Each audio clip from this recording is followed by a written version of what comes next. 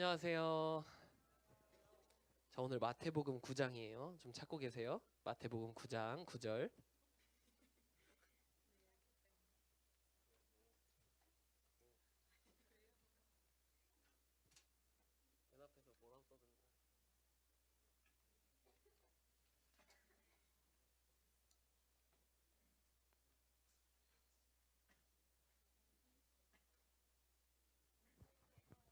아니, 이번 주에 좀 큐티가 좀 늘었더라고요. 역시 나 열심히 하는지 보러 들어오라고 했더니 늘었어. 저 어떻게 얼마나 한 거 같아요? 저 큐티 한 거 본 사람. 저 큐티 한 거 몇 개인지 센 사람. 준호야 몇 개 했디다. 금요일까지 다 했습니다. 매일 했고요. 성경책도 매일 읽었습니다. 저는 지금 미가까지 읽고 나훔 읽을 차례예요. 성경책 지금 한 80% 가까이 읽었습니다. 올해 아마 통독할 수 있을 것 같아요. 한번. 네, 진짜 조금씩만 읽으면 돼요. 하루에 10분씩만 읽으면 우리 성경책을 앞에서 끝까지 한번 다 읽을 수 있습니다. 많이 많이 읽어보세요. 자, 이제 말씀 볼까요? 마태복음 9장 9절에서 13절입니다. 우리 같이 읽어볼게요. 9절부터 시작. 예수께서 그곳을 떠나 지나가시다가 마테라 하는 사람이 세관에 앉아 있는 것을 보시고 이르시되 나를 따르라 하시니 일어나 따르니라.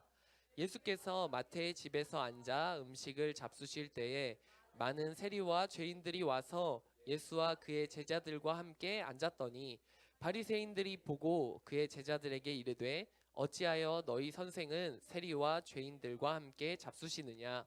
예수께서 들으시고 이르시되 건강한 자에게는 의사가 쓸데없고 병든 자에게라야 쓸데있느니라. 너희는 가서 내가 긍휼을 원하고 자를 원하지 아니하노라 하신 뜻이 무엇인지 배우라. 나는 의인을 부르러 온 것이 아니요 죄인을 부르러 왔노라 하시니라. 아멘. 네, 오늘 말씀 제목을 한번 보겠습니다. Go and learn. 뭐냐면 13절에 이 이야기가 있어요. 한번 볼게요. 오늘은 이 마태복음 우리가 읽은 말씀을 보면 마태복음의 저자인 마태가 예수님께서 자기를 부르시는 그 장면을 보여주고 있어요. 이 장면을 통해서 우리에게 전하고자 하는 감사의 중요성에 대해서 한번 알아보려고 해요. 이 말씀 어디에 감사가 있을까? 감사를 통해서 우리에게 다가오는 복음의 의미를 바꾸어서 삶의 풍성히 적용해보는 시간을 좀 갖겠습니다. 함께 마태의 이야기를 들어보겠습니다. 때는요, 이스라엘이 로마의 속국이던 시절입니다. 당시에 가장 악인으로 꼽히던 사람이 누구였을까요? 이 어느 나라가 어디에 뺏겼을 때 제일 나쁜 짓 하는 사람이 누구예요? 매국노 누구예요? 세금 걷는 사람입니다. 이 마태가 바로 세리였어요. 강제징수, 부당징수로 로마 재정에 돈을 자기 나라 사람들, 유대인들의 돈을 갖다가 바치는 세리. 그 사람이 가장 이런 식민 시대의 악인으로 뽑힙니다. 예수님이요, 그 당시 그런 죄인이었던 그 마태한테 갑자기 찾아가셔서 말씀하시는 거예요. 나를 따르라. 이상하게도 세리 마태는 곧장 자리에서 일어나서 예수님을 따랐어요. 그리고 이어서 예수님과 동료들을 불러 모으고 자신의 삶을 청산하는 파티를 열었죠. 근데 오늘 이 부분은 좀 별로 중요하지 않은 내용인 거예요. 왜냐하면 예수님이 부르고 이렇게 마태를 부르고 이야기를 하시는 부분인데 많이 생략됐잖아요. 전체 9절에서 13절까지 내용 중에 그냥 간단하게 이렇게 훑고 지나가는 걸 보니까 오늘의 핵심 메시지는 이 구간이 아닌 거예요. 어쨌든 마태는 예수님이 자신을 불렀던 이 사건에 어떤 중요한 메시지가 있음을 전하기 위해서 지금 서론을 시작하고 있는 거죠. 그때 당시에 유대 지도자였던 바리새인들, 그들이 지금 등장해요. 이 사람들은요, 자기가 하나님의 말씀을 너무 잘 알고 잘 지키고 있어서 그렇게 만든 율법이 천국에 갈 수 있는 길이라고 믿고 있었어요. 그 사람들이 지금 나타나서 이제 예수님을 찌르는 거예요. 어찌하여 너희 선생은 세리와 죄인들과 함께 잡수시느냐? 말투도 그닥 예의가 바르지 않습니다. 이 말에 이제 예수님께서 답을 하시는데요. 12절이에요. 먼저 한번 읽어볼까요? 시작. 예수께서 들으시고 이르시되 건강한 자에게는 의사가 쓸데없고 병든 자에게라야 쓸데가 있느니라. 아멘. 이 환기성 예시를 통해서 이제 예수님의 말씀이 강조되고 있어요. 이게 당시에 그 유대 사회에서 통용되던 아주 흔한 속담이었대요. 예수님께서 꽤나 친절하고 자세하게 예를 들어서 설명을 해주시는 거예요. 그런 다음 예수님이 한 번 더 강조하십니다. 당시에 있었던 구약 성경 이야기를 인용해서 조금 더 강하게 말씀하시는 거예요. 13절도 이어서 같이 읽어볼까요? 시작. 너희는 가서 내가 긍휼을 원하고 제사를 원하지 아니하노라 하신 뜻이 무엇인지 배우라. 나는 의인을 부르러 온 것이 아니요 죄인을 부르러 왔노라 하시니라. 아멘. 제목이 여기서 나왔어요. Go and learn what this means. 이 뜻이 무슨 뜻, 이게 무슨 뜻인지 다시 가서 배우고 와라. 근데 이게 또 뭐냐면, 이게 원어적으로 보면 그 당시에 그 율법 선생님들이 사용하던 말이에요. 이것도 걔네들 말을 빌려다가 예수님이 지금 이야기하시는데, 이 얘기가 뭐냐면, 성경을 아직 잘 모르는 사람이 나한테 와서 질문을 하거나 그랬을 때, 잘못되었을 때 그걸 정정해 주면서 조금 더 공부하고 오너라 라고 하는 식으로 사용하던 말이 이거래요. 그 말을 사용해서 지금 자기네들이 하나님 말씀을 잘 알고 있다고 생각하고 잘 지키고 있다고 스스로 생각하고 있는 그런 바리새인들한테 역으로 이렇게 역설적으로 질책을 하고 계시는 거예요. 이게 예수님 말씀의 핵심인 거죠. 예수님은 이 대답을 통해서 바리새인들이 생각하는 의인, 그리고 하나님의 나라에 갈 수 있는 사람, 이 사람과 예수님이 우리에게 말씀하시는 그 의인이 다르다는 걸 명백히 구분하고 계신다는 거예요. 이 부분을 좀 자세히 볼게요. 예수님께서 인용하신 그 구절을 봐야 되겠죠. 호세아 6장 6절 말씀인데요. 이 호세아 6장이 하나님께 범죄했던 옛날 이스라엘 백성이 회개하기를 촉구하는 마음으로 한 선지자가 호소하는 내용이에요. 이 당시에 이스라엘 백성들이요, 죄를 용서받기 위해서 형식적인 제사를 드리고 있었어요. 그냥 잘못했으니까 당연히 난 제사를 드려야 돼. 그래서 그때 호세아 선지자가 그들에게 하나님이 진짜로 원하시는 사랑이 실현되는 그 제사의 본질을 회복해야 된다. 그러기 위해서 하나님을 알자 하고 간절히 외치는 그 구절이 호세아 6장 6절이에요. 같이 읽어볼게요. 시작. 나는 인애를 원하고 제사를 원하지 아니하며 번제보다 하나님을 아는 것을 원하노라. 아멘. 여기서도 지금 인애보다 제사보다 인애, 그 다음에 그걸 반대로 한 번 더 뒤집어서 번제보다 하나님 아는 것. 그럼 여기서 핵심은 뭐죠? 이 말씀 한 구절에서 가장 중요한 건요, 하나님을 아는 것을 하나님이 원하신다는 거예요.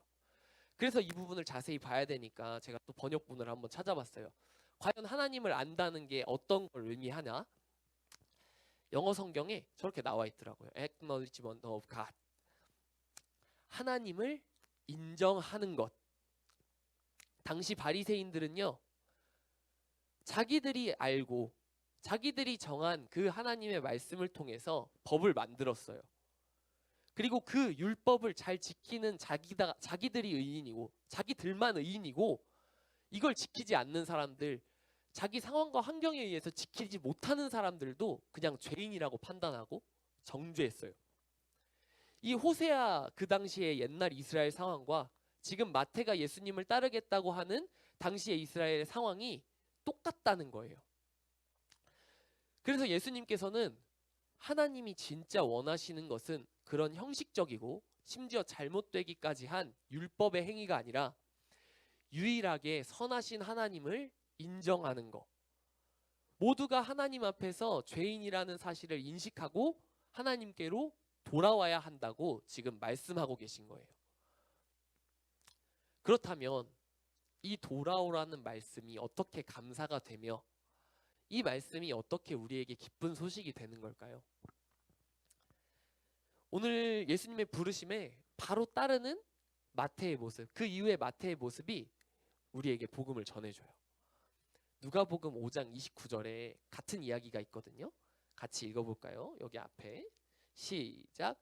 레위가 예수를 위하여 자기 집에서 큰 잔치를 하니 세리와 다른 사람이 많이 함께 앉아 있는지라. 아멘. 레위, 이 사람이 마태예요. 예수님을 따르기 이전에 원래 이름이 레위였다고 알려져 있어요. 마태는요, 예수님을 통해서 자기 삶이 변화된 것, 내가 세리 자리, 죄인의 자리를 벗어 던지고 일어나서 예수님을 따르게 됐을 때 감사의 잔치를 열었어요. 죄인 취급받던 레위의 암울한 삶이, 죄인 중에서도 그 중에서 가장 나쁜 세리, 그 취급을 받던 그 세리와 죄인이라고 말하잖아요. 세리가 죄인보다 더 나쁘다는 거예요. 그런 삶이었던 그 레위의 삶이 예수님과 함께하는 파티로 바뀌기 시작한 거예요. 마태가 무슨 뜻인지 아세요? 하나님의 선물이라는 뜻이에요. 마태는요, 예수님을 만나고 감사하는 마음을 표현하는 이 파티를 통해서 하나님을 인정했어요. 하나님이 나에게 선물 주신 것을, 하나님이 나에게 은혜 베푸셨다는 것을, 하나님이 나에게 그렇게 은혜를 베푸시는 하나님이시라는 걸 인정했어요. 뭘로요? 감사로요. 죄인에서 하나님의 자녀로 거듭나 하나님의 잔치에 참여하는 사람이 된 거예요. 그래서 저는 오늘 마태의 이 이야기를 통해서 우리가 받아들이고 있는 십자가의 의미에 대해서 한번 다시 생각해 보려고 해요. 여러분 혹시 누군가한테 선물 받는다면 어떤 말씀하시죠? 오, 고마워, 감사합니다, 감사합니다. 그거예요. 제 말은요, 십자가의 의미를 죄책감 프레임에서 감사 프레임으로 바꾸자는 거예요. 예수님께서 십자가를 지심으로 우리에게 영원한 생명을 선물로 주셨어요. 자신의 생명을 내어주시기까지 하시면서 우리 인생을 죄와 사망에서 건져주셨어요. 그러니까 더 이상 나 때문에 예수님이 돌아가셨어, 이런 죄책감을 가질 필요가 없다는 거예요. 예수님은요, 그대로 십자가에서 돌아가시지 않았어요. 사망 권세를 이기고 부활하셨고 그 능력으로 우리를 살리세요. 예수님은 저주받은 십자가에서 힘없이 달려 돌아가신 분이 아니라 사망을 이기고 우리를 끝까지 책임지시기 위해서 돌아와서 우리 모두에게 함께 하시는 분이라는 거예요. 그런 예수님도요, 우리에게 죄책감을 지워주기보다 우리가 그 선물 받은 것에 감사하고 기뻐하며 행복하기를 원하신다는 거예요. 그러니까 복음이 기쁜 소식인 거예요. 그래서 마태를 부르시는 이야기를 통해 우리에게 이렇게 말씀하시는 거예요. 오늘 제가 제목으로 잡은 것과 그리고 호세아 6장 6절 마지막에 있었던 핵심, Go and learn, acknowledge of God. acknowledge of God. 다시 할게요. Go and learn, acknowledgement of God. 가서 하나님 인정하는 것을 배우라.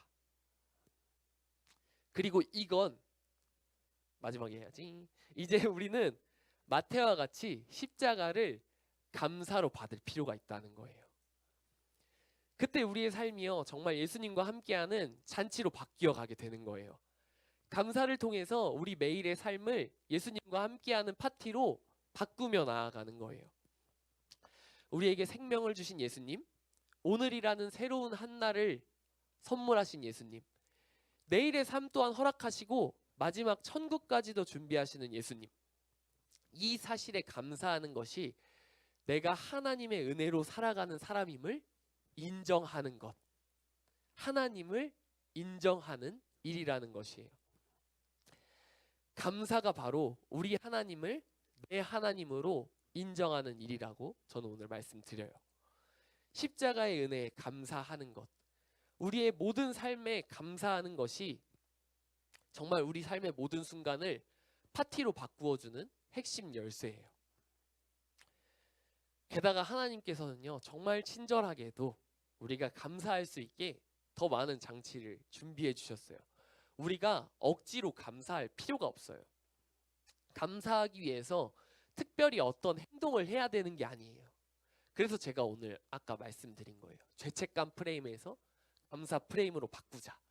근데 이것마저도 하나님이 해주십니다. 빌립보서 4장 6절에서 7절 말씀이거든요. 한번 같이 읽어볼게요. 시작. 아무것도 염려하지 말고 다만 모든 일에 기도와 간구로 너희 구할 것을 감사함으로 하나님께 아뢰라. 그리하면 모든 지각에 뛰어난 하나님의 평강이 그리스도 예수 안에서 너희 마음과 생각을 지키시리라. 아멘.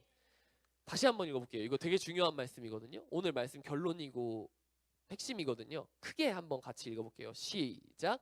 아무것도 염려하지 말고 다만 모든 일에 기도와 간구로 너희 구할 것을 감사함으로 하나님께 아뢰라. 그리하면 모든 지각에 뛰어난 하나님의 평강이 그리스도 예수 안에서 너희 마음과 생각을 지키시리라. 아멘. 우리가요, 우리의 삶을 염려 없이 감사함으로 받아들일 때 하나님께서 우리의 마음과 생각을 지키셔서 하나님의 평강으로 가득하게 하시는 거예요. 제가 오늘 여러분에게 말씀드리고 싶은 복음은 이거예요. 이게 기쁜 소식이라는 사실이 이거예요. 자신의 삶을 살아내면서 감사함을 통해서 하나님을 인정하는 법을 배우세요. 그저 하나님께서 선물로 주신 여러분의 그 삶 속에서 감사함을 표현하세요. 여러분의 삶 속에 아무리 어려운 순간에라도 우리에게 감사할 것은 남아 있어요. 하나님은 절대로 여러분이 가진 모든 것을 앗아가지 않으세요. 반드시 무언가 남겨두세요.